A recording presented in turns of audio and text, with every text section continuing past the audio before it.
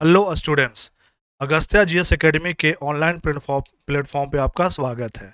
मैं स्वप्निल सानी 10 बजे के एमसीक्यू सीरीज में आप लोग के सामने केमिस्ट्री के क्वेश्चन को लेकर प्रस्तुत हूँ। ये जो आपका केमिस्ट्री के क्वेश्चंस होंगे वे अपकमिंग एग्जाम्स जैसे एडीओ, बिहार एसआई, बिहार सचिवालय में काफ़ी आपके आपके लिए महत्वपूर्ण साबित होंगे। जो भी हम केमिस्ट्री के क्वेश्चन को डिस्कस करेंगे उसे चैप्टर वाइज देखेंगे, जो कि आपके प्रीवियस ईयर क्वेश्चन पर आधारित होगा। और जो ऑप्शंस होंगे उसको हम क्या करेंगे, एक्सप्लेन करेंगे, ताकि उससे और भी आपके क्वेश्चन सॉल्व हो सके। ठीक है, तो चलिए बात करते हैं हम लोग में। जो आपका क्वेश्चन है, ये जो चैप्टर है आपका वह है हमारे आसपास के पदार्थ। टॉप 25 क्वेश्चन बनते हैं, उसे हम लोग यहाँ पर डिस्कशन करें। तो पहला क्वेश्चन, निम्नलिखित में से कौन सा पदार्थ का भौतिक गुण ही है?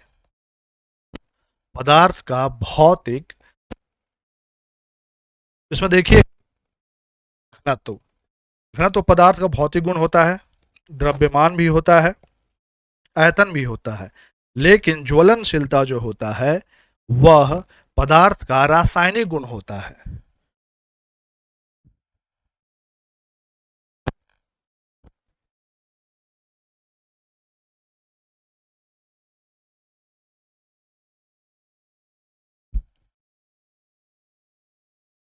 तो यहां पर कौन सा आंसर हो जाएगा?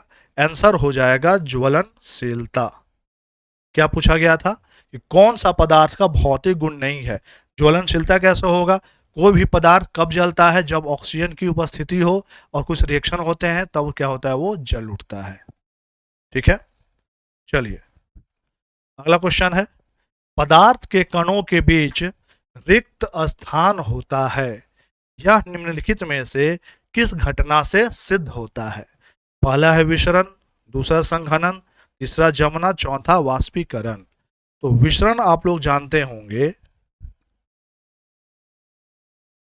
विसरण में गैस के जो अणु हैं वे स्वतः क्या होते हैं, इधर उधर वो मूव करते हैं। तो गैस के अणु क्या होंगे, स्वतः मूव करेंगे, अर्थात इसका मतलब क्या हुआ, जैसे ये गैस है, इसके जो कण होंगे वो एक दूसरे से काफी दूरी पर होंगे, जिस कारण से आकर्षण बल कम होने के कारण यहाँ पे क्या होता है, ये रैंडम क्या होते हैं, मूव करते रहते हैं। तो इससे पता चलता है कि चूंकि गैस होगा उसमें क्या होगा, विसरण सबसे ज्यादा होगा। आंसर क्या हो जाएगा आपका, विसरण। ठीक है, विसरण के द्वारा क्या होता है, जो भी आपका गैस का अणु है रैंडमली इधर उधर मूव करते रहते हैं। अगला क्वेश्चन है, निम्नलिखित में से किस तापमान पर जल तीनों अवस्था बर्फ, जल और वाष्प में सह अस्तित्व में रहता है, वो एग्जिस्टेंस में रह सकता है? अब जानते होंगे triple point. Triple point, triple point पर जो आपका जल होता है वो सॉलिड, लिक्विड, गैस तीनों में रह सकता है। और ये जो ट्रिपल पॉइंट होता है वह होता है 0.1 डिग्री सेल्सियस और 0.00603 ATM। ये हो गया टेम्परेचर और ये हो गया प्रेशर। यहाँ पर ऑप्शन में क्या है आपका, ठीक है, अप्रोक्स क्या है, 0.1 है, मतलब लगभग जीरो है ये। आपका आंसर क्या हो जाएगा, 0 डिग्री सेल्सियस। अगर हम ट्रिपल पॉइंट की बात करें, इसका जो ग्राफ होता है वो कुछ ऐसा होता है, यहाँ सॉलिड, यहाँ लिक्विड और यहाँ पर गैस। ये जो आपका जंक्शन हो गया, ट्रिपल पॉइंट हो गया, यही क्या है आपका, ये टेम्परेचर है और ये क्या है आपका, प्रेशर है। इसी को कहते हैं त्रिक बिंदु, हिंदी में कहते हैं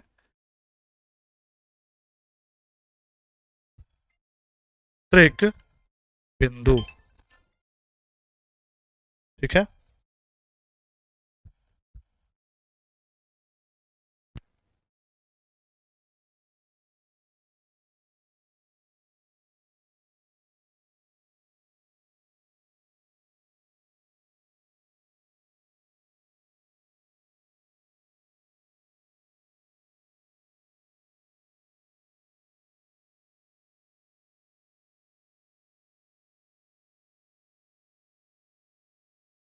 चलिए, ये हो गया आपका त्रिक बिंदु। नेक्स्ट है, ठोस अवस्था में पदार्थ के कणों की गति कैसी होती है? ठोस अवस्था में पदार्थ के कणों की गति, ठीक है,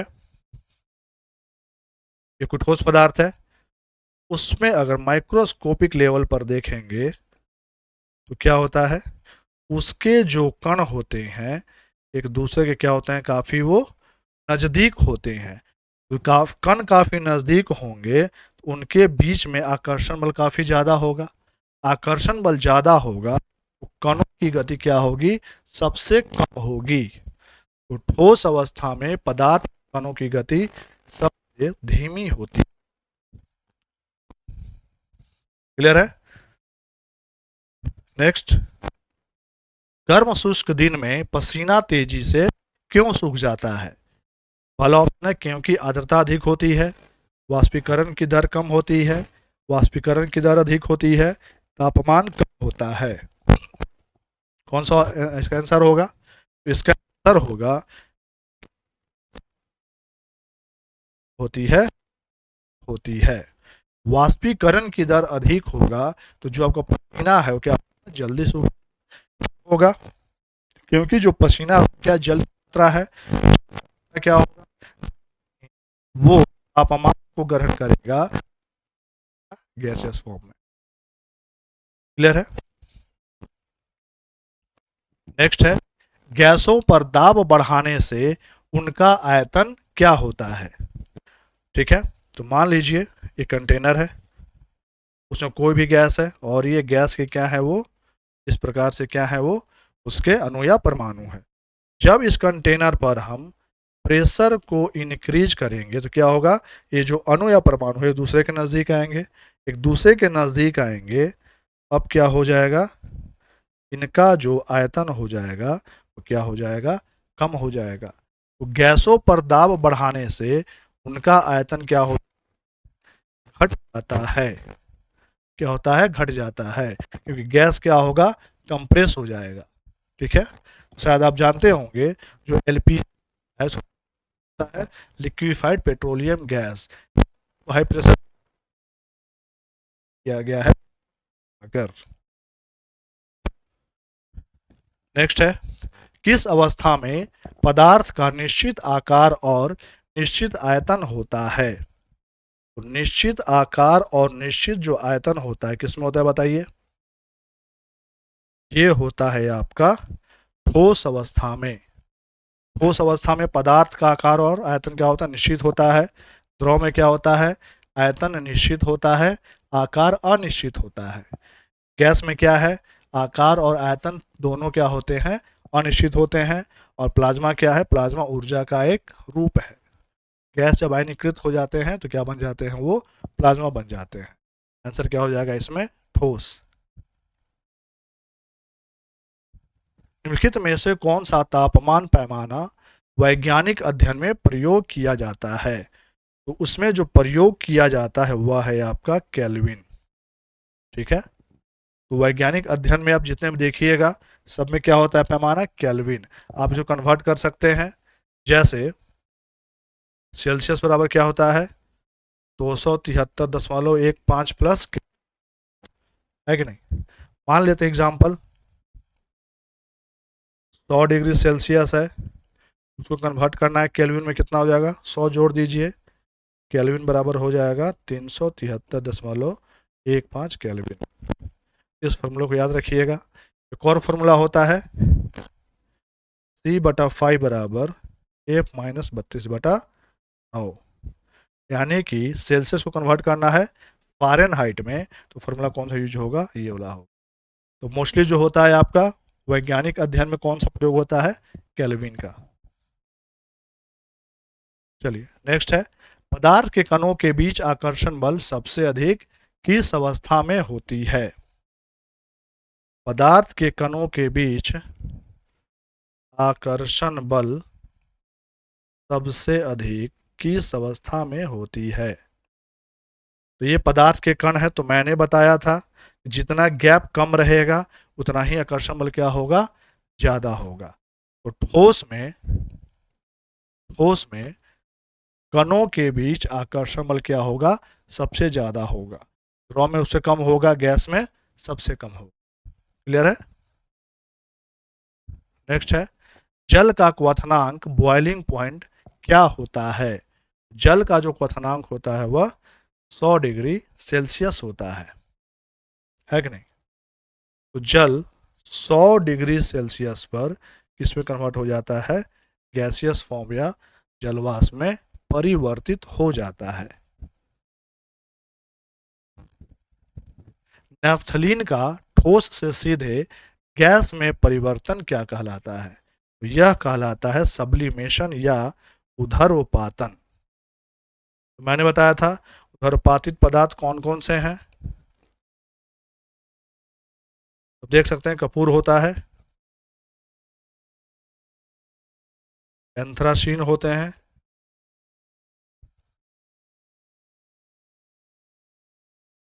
अमोनियम क्लोराइड होता है, ठीक है। और क्या होता है, नेफ्थलीन, और एक होता है आपका आयोडीन।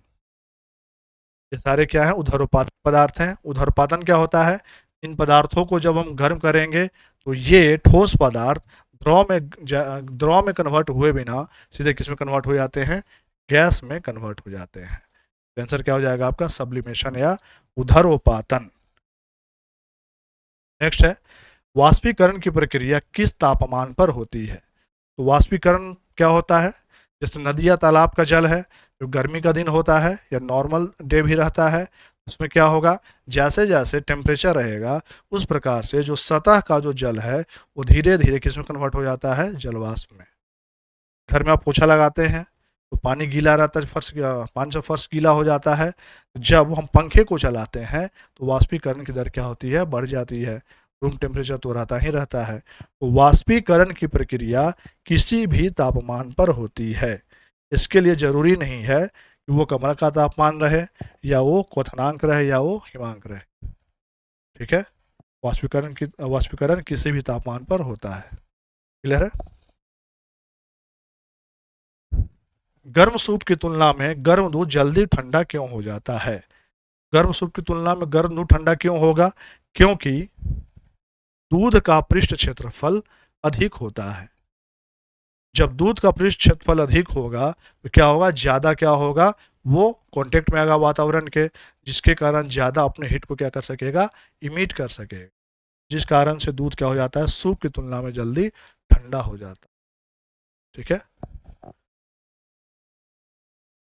नेक्स्ट है, सेल्सियस पैमाने पर मानव शरीर का तापमान कितना होता है। आपको याद रखना है, यह होता है 37 डिग्री सेल्सियस, या फ़ारेनहाइट में 98.6 डिग्री फ़ारेनहाइट, ये क्या है, इसके इक्विवेलेंट है।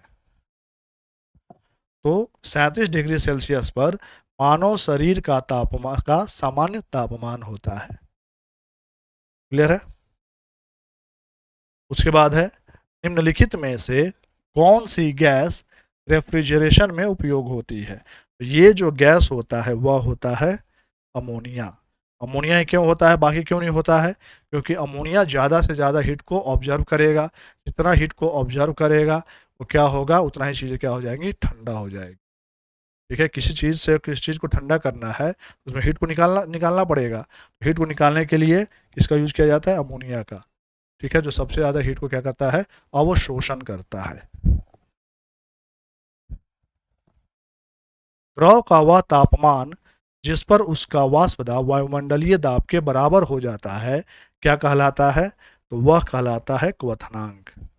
जैसे हम जल को गर्म कर रहे हैं, जल किस में कन्वर्ट हो जाएगा, क्वथनांक पे 100 डिग्री सेल्सियस पे वाष्प में कन्वर्ट हो जाएगा। तो वाष्प में कन्वर्ट हो जाएगा तो उसका जो दाब होगा, वो जो उसका जो वाष्प दाब होगा वायुमंडलीय दाब के क्या हो जाएगा, वो बराबर हो जाएगा। आंसर क्या हो गया आपका, क्वथनांक या बॉइलिंग पॉइंट। नेक्स्ट है, अगला है, पदार्थ की चौथी अवस्था कौन सी है। तो पदार्थ की चौथी अवस्था क्या है, प्लाज्मा। पहली अवस्था कौन होती है? ठोस। दूसरा होता है द्रव। तीसरा क्या होता है? गैस। चौथा क्या होगा? प्लाज्मा। पांचवा क्या होगा? Bose Einstein condensate. तो प्लाज्मा में क्या होता है?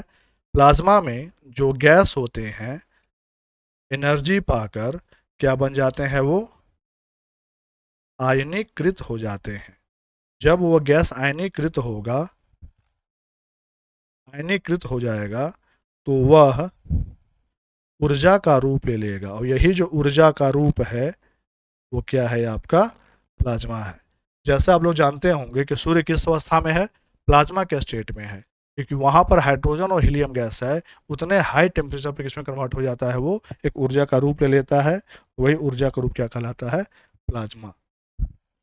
ठीक है। नेक्स्ट है, सही है।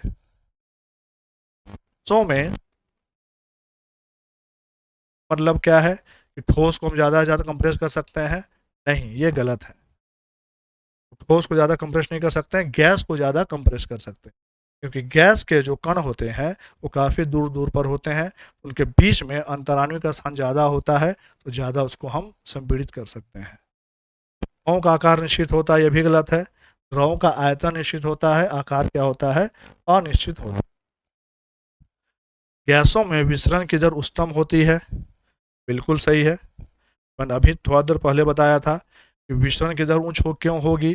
क्योंकि गैस में जो कण होते हैं काफ़ी दूर दूर पर होते हैं, जिस कारण से वो स्वतः क्या करते हैं? मूव करते हैं। ठोसों में बहाव होता है, गलत है। द्रव में बहाव होता है, द्रव पानी को वहाँ पे जमीन पे अगर फर्श पे गिराइएगा तो क्या हो जाएगा? वो फैल जाएगा, लेकिन ठोस वहाँ पर फैलेगा नहीं।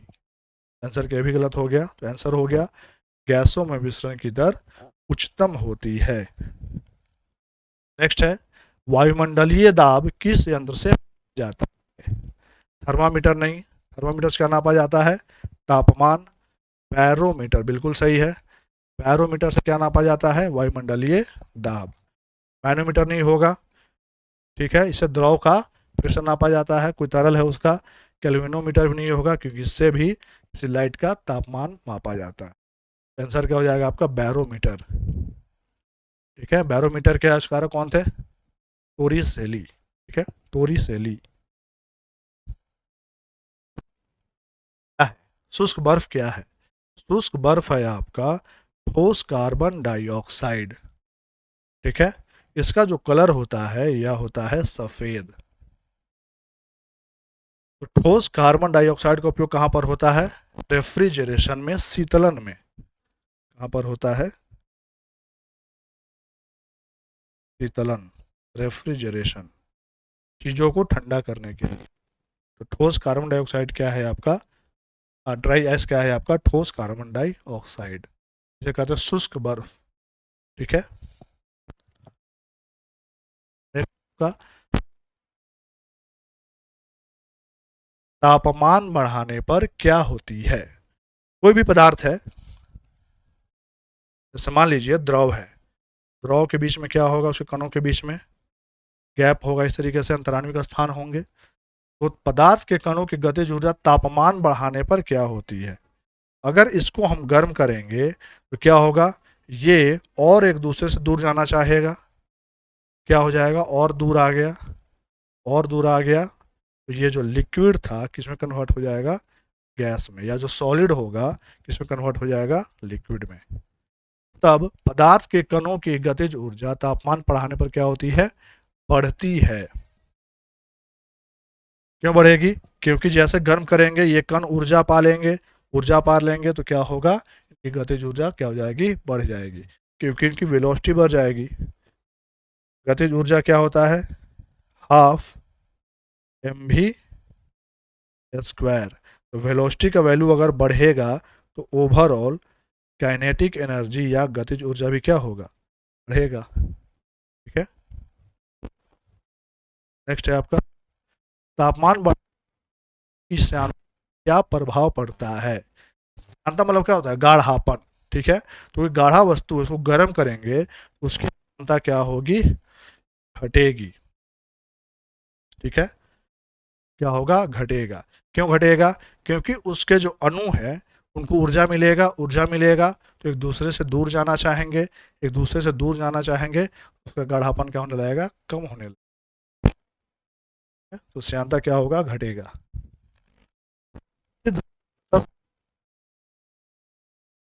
हैं क्वथन नहीं, कि क्वथन कोई भी द्रव है उसका पर्टिकुलर टेम्परेचर होता है, जिसमें क्या होता है, वो द्रव वाष्प होता है। किसी द्रव की सतह से, जैसे मान लीजिए यह एक तालाब है, तो तालाब में पानी है जो कि सतह पर है, मान लेते हैं वो गहरा, क्या है वो, गहरा है, तो क्या होगा, ये सन है, तो जैसे ही सनलाइट इसके सतह पर पड़ेगा तालाब के पानी के ऊपर, तो ये जो जल है किस में कन्वर्ट हो जाएगा, ये गैस में कन्वर्ट हो जाएगा। ठीक है, इस प्रक्रिया को हम क्या कहते हैं, इस प्रक्रिया को क्या कहते हैं, वाष्पोत्सर्जन। ठीक है, जैसे पत्तियां होती है, पत्तियां में क्या है, जल होता है, तो जैसे ही सूर्य का प्रकाश पत्तियों पर पड़ता है तो उसके अंदर का जो पानी होता है क्या होता है, जो सतह पे जो आते हैं वाष्पीकृत हो जाएंगे, फिर पानी सतह पर आएगा, फिर वो वाष्पीकृत हो जाएगा। इस तरीके से क्या होता है, लेयर बाय लेयर क्या होता है, वाष्पीकरण होने लगता है। हमेशा क्या होता है, सतही प्रक्रिया है, सतह से होता है। निम्नलिखित में से कौन सा पदार्थ उदरोपातन का गुण दर्शाता है। उदरोपातन हमने अभी बताया था, किसी सॉलिड पदार्थ को अगर हम गर्म करेंगे तो वह सीधा किस में कन्वर्ट हो जाएगा, गैसीय पदार्थ। तो क्या लोहा उदरपातित पदार्थ है, सबलाइम है, नहीं है। आयोडीन बिल्कुल है, पारा नहीं, अल्कोहल भी नहीं है। ठीक है, तो आयोडीन सॉलिड है, इसको गर्म करेंगे तो डायरेक्ट किस में कन्वर्ट हो जाएगा, गैस में। ये काफी इंपॉर्टेंट क्वेश्चन है, आपका क्वेश्चन आपको पूछा जा सकता है। वायु में ऑक्सीजन का विसरण इसका प्रमाण है कि, ठीक है, गैसों का निश्चित आयतन होता है, गैसों के गतिशील होते हैं, गैसों का निश्चित आकार होता है, सॉरी, और गैसों का घनत्व तो कम होता है। तो मैंने शुरुआत में ही बताया था विसरण क्या होता है। विसरण मतलब ये होता है कि जो गैस के कण है आपस में स्वतः इंटरमिक्स हो जाते हैं, स्वतः वो मिल जाते हैं। ठीक है, क्यों मिलते हैं, क्योंकि गैसों की कणों की ऊर्जा क्या होती है, ज्यादा होती है, जिस कारण से उनके बीच में आकर्षण बल कम होता है। तो वायु में ऑक्सीजन गैस का विसरण इसका प्रमाण है कि गैसों के कण क्या होते हैं, गतिशील होते हैं। जैसे ये वायु है, ठीक है, वायु में बहुत सारे गैसेज हैं, मान लेते हैं यहाँ पर O2 गैस है, तो यहाँ पर O2 गैस क्या होगा, स्वतः वायु में आकर क्या हो जाएगा, मिल जाएगा। O2 के जो कण होंगे काफी क्या होंगे, गतिशील होंगे। स्वतः मिलना ही क्या कहलाता है, विसरण कहलाता है। ठीक है, क्लियर हो गया होगा। चलिए, तो आई होप ये आपका MCQ सीरीज आपके लिए काफ़ी महत्वपूर्ण साबित होगा, क्योंकि जो भी आप क्वेश्चन बनाए गए हैं वो आपके चैप्टर वाइज बिल्कुल प्रीवियस ईयर के आधार पर बनाए गए हैं, और इससे आपका एक या दो क्वेश्चन संभवतः आपका एग्जाम में आ सकता है। जो भी आप कॉम्पिटेटिव एग्जाम की तैयारी करते हैं, जैसे कि ADU हो गया, SI हो गया, बिहार सचिवालय हो गया, और भी अदर एग्जाम हो गया, उसके लिए आपका ये MCQ सीरीज काफ़ी महत्वपूर्ण साबित होगा। ठीक है, धन्यवाद।